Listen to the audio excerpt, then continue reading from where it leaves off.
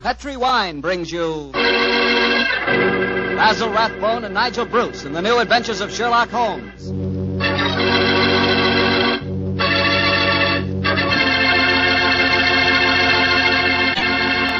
The Petri family, the family that took time to bring you good wine, invite you to listen to Dr. Watson tell us another exciting adventure he shared with his old friend, that master detective, Sherlock Holmes. And I'd like to talk about an adventure myself, an adventure in good eating. It begins with a good wine, Petri California Sauterne. You just serve that Petri Sauterne the next time you have fried chicken. You like fried chicken?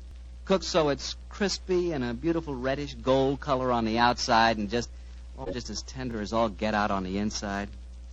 Ah, that's chicken. But wait till you try it with Petri Sauterne. That's a wine. That Petri Sauterne is a pale, delicate golden color. You can just look at it and you know it's going to be one of the most delicious wines you've ever tasted, if not the most delicious. Petri Sauterne is not only wonderful with chicken, it's great with fish or any kind of seafood, too. Get a bottle of Petri Sauterne. When it's a Petri wine, it's a good wine.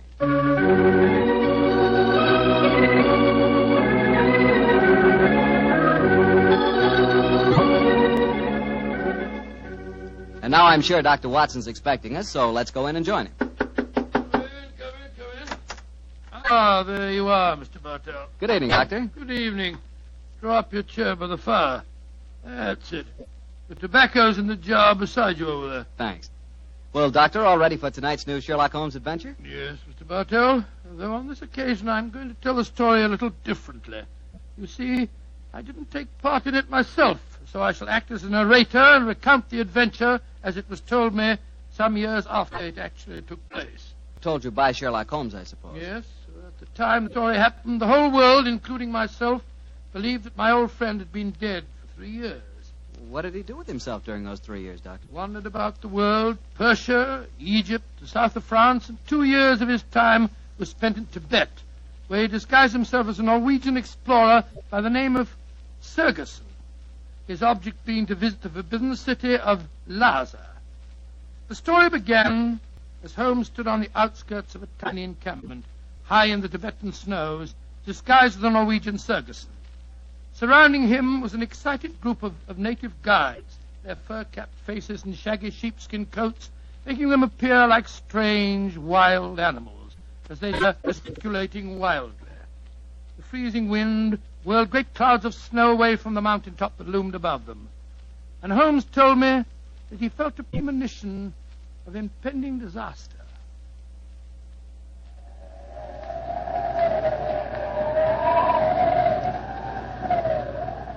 Sir, my men will go no further. They say the goddess of the mountain is angry. If we climb further, she will swallow us up. She will bury us. But we cannot go back now. We have come so far, 1,000 feet, 800 feet higher. We shall reach the pass. We shall be safe. I will not go. We can stay back there in the tents until the goddess of the mountain tells us we may go further. He is right. We can't go. We don't want to go anymore. It's too... Fools! If you stay here in the wilderness, in the village, and the avalanche comes, you will all be buried. You will be swept away. The only road lies upward. We will not go. Back to the tent. The wind is rising. Then I shall go on alone.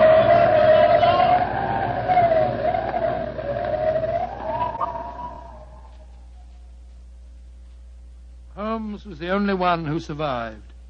He struggled up the pass that led to safety, the icy gale whipping round him in a frenzy. A few moments after he reached the top, the avalanche occurred. The tents, the guides, and all their equipment were buried beneath hundreds of feet of hurtling, thundering snow. The way behind him was closed. He could only forge ahead. Alone, unaided, he descended the path that led to the plateau beyond. But the goddess of the mountain was still angry. Through the knifing wind and snow he battled on, without food and without, as he told me later, much hope.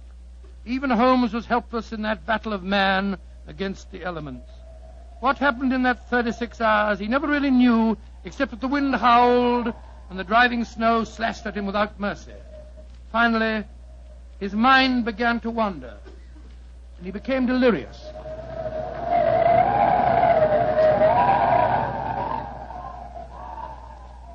Watson, dear boy, hand me my violin, will you? Moriarty, I want to introduce to you the goddess of the mountain. I think you will have a lot in common. 221B Baker Street, cabby. For heaven's sake, get me as fast as you can. I think I've caught a chill.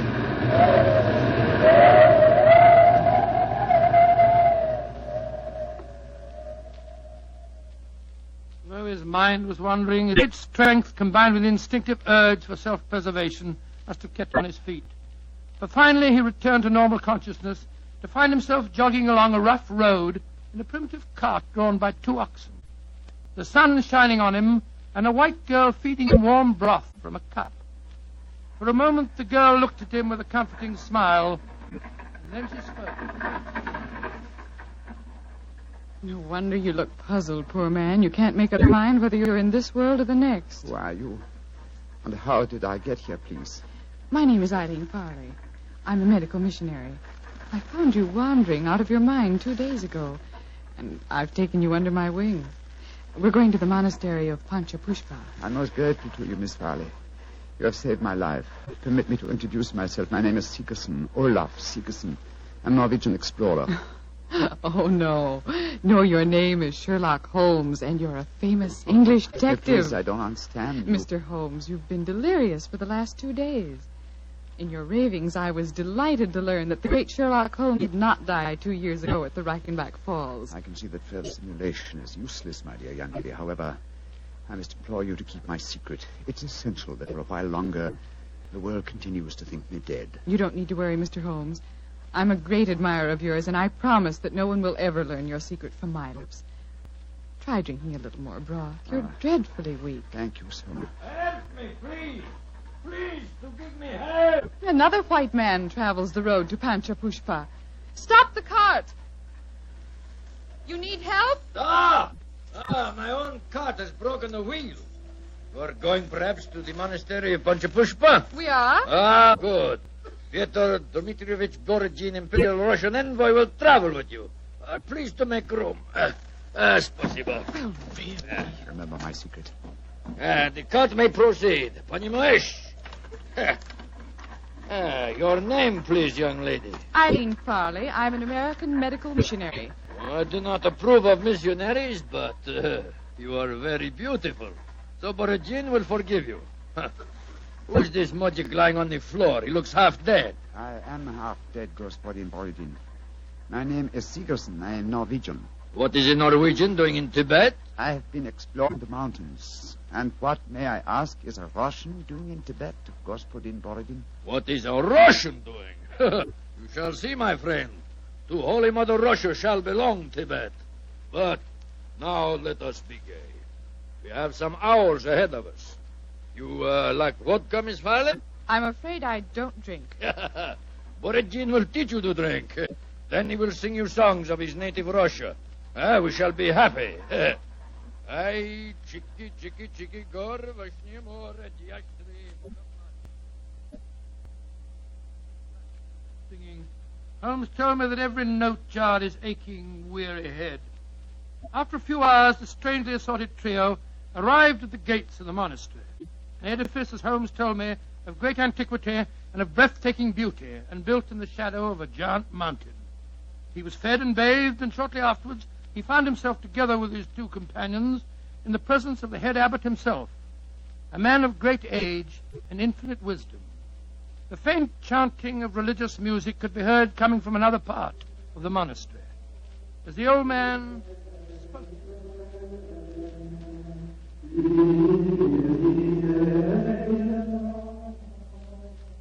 My dear Miss Farley, my dear gentlemen, I have welcomed you to the monastery, and yet each one of you has come to me separately and asked that he be given permission to go to the sacred city of Lhasa.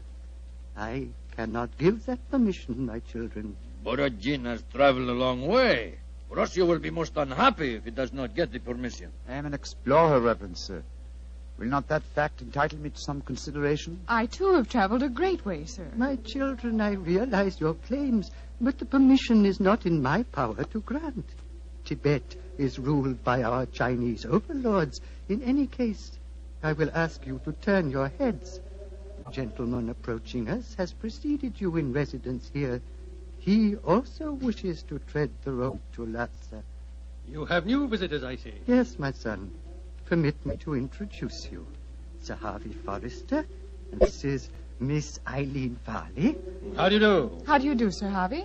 Gospodin Borodin from Russia. How do you do? One cannot travel the world without meeting an Englishman. God we push it, what's it? And Mr. Olaf Sigerson from Norway. God dag, Sir Harvey. How do you do? Please be seated. My children, the Chinese ruler in this province has heard of your presence here. He has announced his intention of visiting you. Before he arrives, I should like to ask you each a question. 4 of you, all from different countries, have traveled here to the mountains of Tibet. At this monastery, I can offer you refreshment, the opportunity of acquiring wisdom and peace. What more do you seek in Lhasa? I shall ask you each that question in turn. You, Miss Farley, what do you seek? I seek the opportunity to bring both God and health to your Tibetan people. And you, Mr. Sigerson? I seek to chart the true course of your mountains, and so to bring knowledge to the world. And you, Gospodin Borodin? I seek to bring about complete understanding between the great peoples of Tibet and Russia. If I succeed, the Tsar and his family may consider turning to Buddhism. Indeed. And you, Sir Harvey, as representative of the British government, what do you seek? I shall not join in this contest of wishful thinking. I merely remind you, sir, that your government has signed a treaty with mine. And was not that treaty forced upon us by our Chinese overlords? No, my children. You have advanced brave reasons, but I cannot help remembering that the streams of Tibet bear gold nuggets the size of hazelnuts. You foreigners, in your pitiful ignorance, esteem gold. That signals the arrival of Watson, the Chinese emissary. Your problems will soon be settled, my children. I will acquaint him with your request. Why are you smiling, Mr. Holmes? At the name of the Chinese overlord, Watson. Must avoid falling into old habits and saying, elementary, my dear Watson. Shh. He's going to speak. Silence! Silence! The abbot has told me your wishes. I will hold conference. American lady and Norwegian will not be allowed. Only Great Britain and Russia have treaties with my country. I insist that I have prior right over the Russian representative. Short was me. I represent the Tsar, and Russia is your neighbor. I demand my diplomatic privilege. Follow me. I will decide these things, not you. I shall inform the British consul in Peking if proceedings... This is an insult to the Tsar. Holy Mother Russia will never... Well, Mr. Holmes, it looks as if you and I, at any rate, don't get to Lhasa. No, You look worried. Does the journey to Lhasa mean so much to you? it isn't that. I'm worried about the potential danger that hangs over this monastery. Violent forces are at work. What do you mean, Mr. Holmes? As you know, Miss Farley, I have some specialized acquaintance with these matters, and I tell you that I have rarely seen more clearly exemplified that emotional tension which leads to one thing, murder. That is what I'm afraid of, young lady. Murder. That was what Holmes was afraid of. Late that day, as the sun was setting over the mountaintop, the old abbot walked slowly in the monastery gardens as he talked to the man who he thought to be Sigerson. Mr. Sigerson, what can I do to help you? Our conversation has pleased me. You are a man of rare perception and knowledge. I grant you one worthy to enter Lhasa, but I can offer no hope. Mr. Wa has already rejected the applications of both the Englishman and the Russian. He did that? He did, my son. He told me they were both very angry and threatened him. If anything were to happen to the Chinese emissary, would you have the right to grant permission for the journey to Lhasa? Yes, until the new envoy arrived from Peking. But what are you suggesting, my son? This monastery is a haven of peace, a backwater far from the troubled stream of life. No violence has ever occurred here. I hope it never will. Yet The Chinese envoy was threatened, you say, Reverend Sir? Yes, my son. He has left the monastery, of course. No, those who come here, even for a short visit, must break bread with us and sleep at least one night. Mr. Wah is quartered in the cell you see before us. Then do you mind if we call on him, Reverend Sir? Of course not, my son, though you will waste your breath in talking to him. He will not give you permission to take the road to Lhasa. He sleeps, my son. Let us not disturb him. If you don't mind, Reverend Sir, I must waken him, if he can be wakened. What can be wrong? I think I know. I'm going in.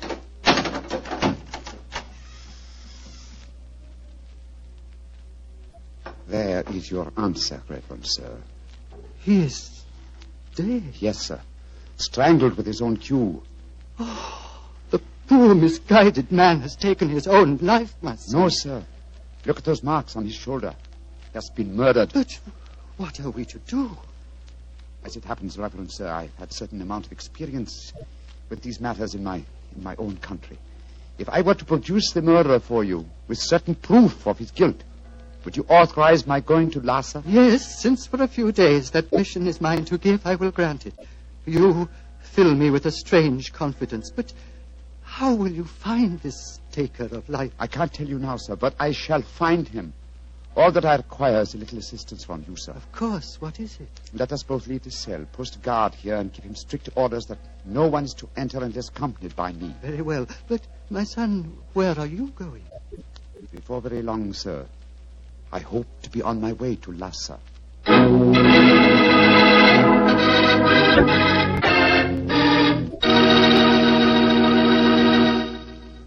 Dr. Watson will tell us the rest of his story immediately, so I'll just take a second to remind you that hamburgers, hamburgers, are practically an all-American food. We all love a good hamburger, but wait till you taste a juicy hamburger together with a glass of Petri California Burgundy. Boy, that Petri Burgundy is a hearty red wine that's just the best friend a hamburger or steak or any kind of meat dish ever had. So remember, if you want a red wine for dinner, you want Petri Burgundy. If you prefer a white wine, you want Petri Sauterne. And if you can't make up your mind which you want, it's simple. Don't buy one, buy two. But always buy Petri. Petri, Petri. Well, Dr. Watson, it seems to me that Sherlock Holmes was in a tough spot. There he was, thousands of miles from England. A murderer was running loose. Holmes was in disguise. And he hadn't got you to help him on the case. Oh, thank you, Mr. Bartell. I must say I think that I always was useful to my old friend. But I wasn't there. So this time he enlisted the services of Eileen Farley, the American girl. Immediately after he'd left the cell of the murdered man, he'd gone to Miss Farley and told her of the tragedy. As they returned to the scene of the crime, he found that his instructions had been carried out and that a guard was barring the entrance to the dead man's cell. There's a guard in front of the cell. My instructions. The abbot gave you your orders. Yes, you may go in. Please close the door behind us. I'm sure your nerves are up for this, Miss Farley. It's not a pretty sight. I've seen sudden death before, Mr. Holmes. In any case, I would dare appear frightened. I'm so flattered that you asked me to help you. You were the only one who knew my true identity. That's why I suggest you take my old friend's place. I need, what shall I say? I needed a sounding board for my deductions. Wait a minute, here. I'll light a match. There we are. Now, here's a candle. Oh! I warned you it wasn't a pretty sight. Hold the candle, will you please, Miss Farley? Thank you. This isn't hard to reconstruct.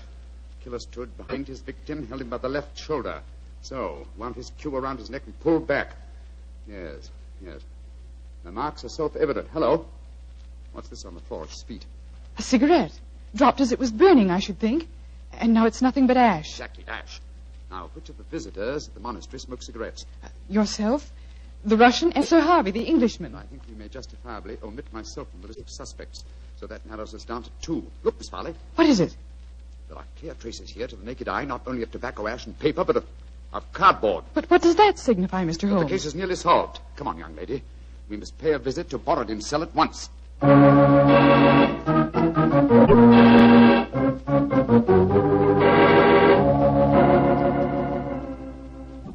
Arguments. we, Sir Harvey Forrester? You give me the argument. But, my dear Borodin... I am not your dear Borodin.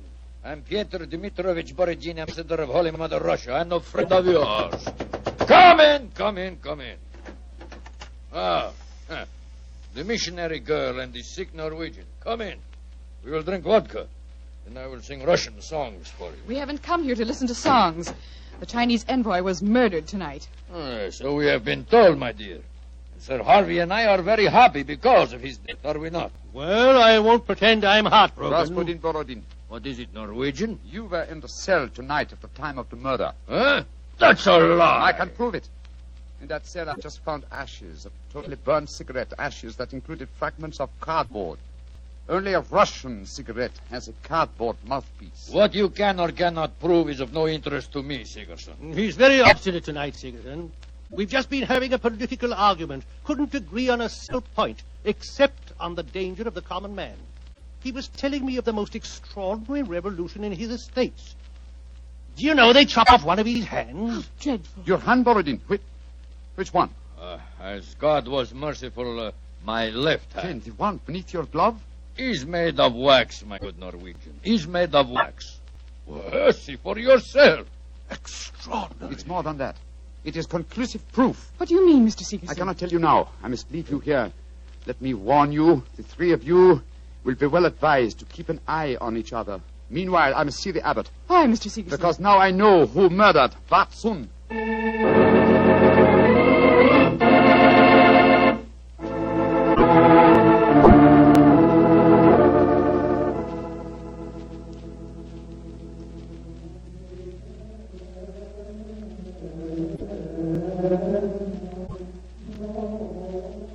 The pink fingers of dawn are stealing across the mountaintop, my son.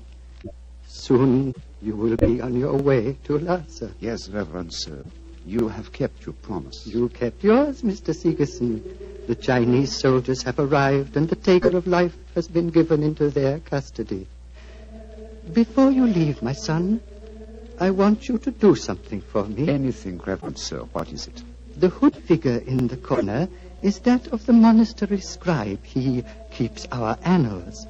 I want you to explain for our records how you knew which one of the three was the taker of life. It was not difficult, sir. The killer had gripped Vatsun's shoulder with the left hand, while the right was used to strangle him.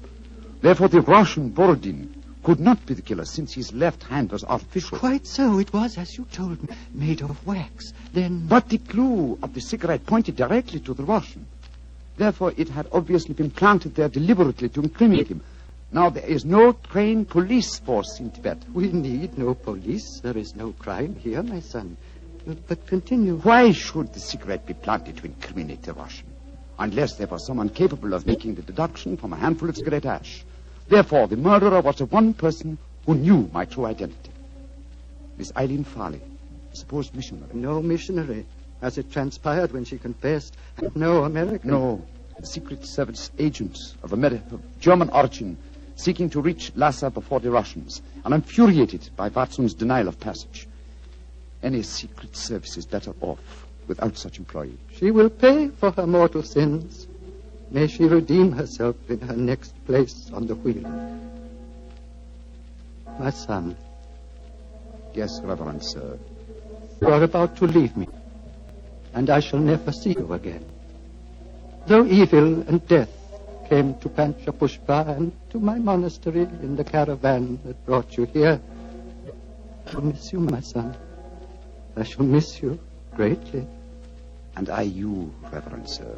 Would you consider staying here? I can only offer you peace, a shelter from the outside world, and quiet companionship. Three great gifts. But I cannot take them. My work is not done. I must go on. Of course, my son. It was an old man's dream. One last question. What is it, sir? You spoke of your true identity just now. Who are you, my son?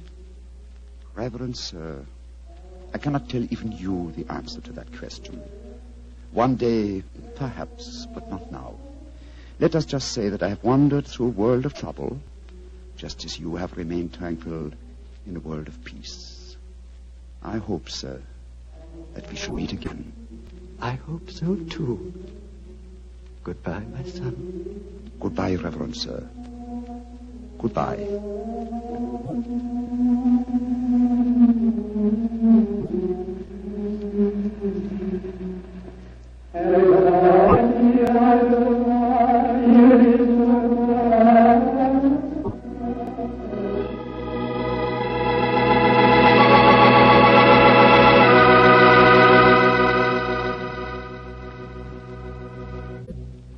Doctor, that was really an unusual story. You told it so well, I felt you were actually a part of it. No, my boy, as I said, the story was told me by Holmes. I've never been to Tibet. Been to India, of course. I never really wanted to go to Tibet. Horrible mountains, terrible weather, lots of bandits on the roads. Sort of dangerous place.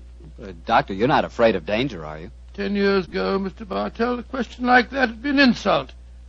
Today I realize that all of us, unless we're stupid, have some fear of danger. I would say that I'm definitely not a coward, nor am I a thrill seeker, but I've done with searching for something new. Me too, Doctor. I'm through searching for something new also. Now that I've found Petri wine, I'm going to stick to it. Mr. Bartell, no matter what we talk about, when you say it, it always sounds like Petri wine. Well, why not? I can't think of a more delicious wine. And no wonder. The Petri family has been making the fine Petri wine for generations. Ever since the 1800s, they've handed on down from father to son, the fine art of turning luscious, sun-ripened grapes into fragrant, delicious wine. And because the making of Petri wine is a family affair, you can rest assured that the Petri family takes pride in doing a good job. They won't put that name Petri on any wine that isn't up to the high Petri standards. Yes, if it's Petri wine, you know it's good wine. Because Petri took time to bring you good wine. Well, Dr. Watson, what new Sherlock Holmes adventure do you plan to tell us next week? Well, now, next week, Mr. Bartell, I'm going to tell you a story that started off in a very light-hearted way and ended on the same note. And yet it involved Sherlock Holmes and myself in serious danger and caused us intense humiliation. I call it The Adventure of the Pigeon Feathers. Sounds swell, Doctor. Oh, thank you very much. And before you go, I want to remind the families of our returned veterans that their sons are more than heroes. They not only fought bravely, but in the armed forces they acquired new skills, learned or bettered themselves in some trade or furthered their education. Our men have returned with a new maturity and a new wisdom. They'll be more valuable to past or to future employers and more valuable to their country. The greatest assets America has at this moment are her veterans. Remember that. Good night.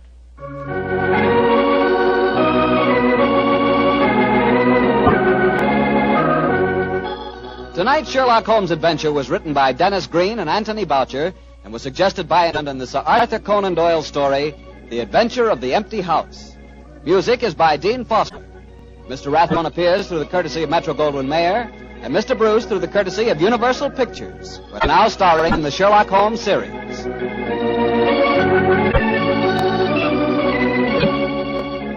The Petri Wine Company of San Francisco, California, invites you to tune in again next week, same time, same station. Sherlock Holmes comes to you from our Hollywood studios.